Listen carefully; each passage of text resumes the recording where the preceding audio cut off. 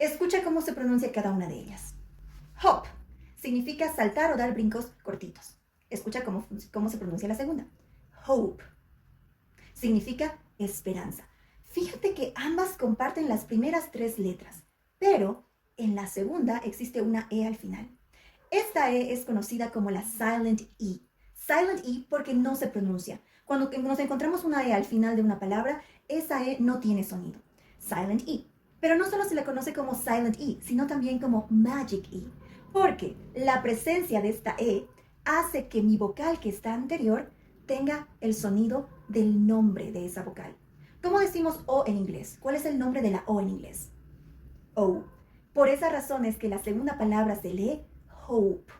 Volvamos a leer ambas.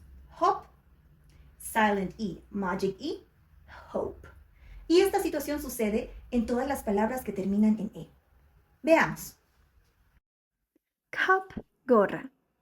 Cape, capa.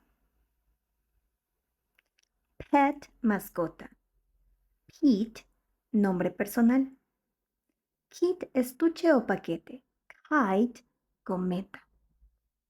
Hop, brincar. Hope, esperanza. Cut, cortar. Cute, bonito o lindo. Estos son algunos ejemplos donde podemos encontrar a nuestra Magic E, Silent E. Esta regla se encuentra en la mayoría de las palabras, incluso en conversaciones que estoy segura que tú ya conocías. How are you? I'm fine, thank you. Close the door, please. It's freezing. My name is Esther Arciénega. ¿Crees que no puedes hablar inglés? ¿Crees que no puedes leer inglés? Of course you can. Comenta en los comentarios si conocías de esta regla y cuáles fueron palabras nuevas de vocabulario para ti. Nos vemos en la siguiente.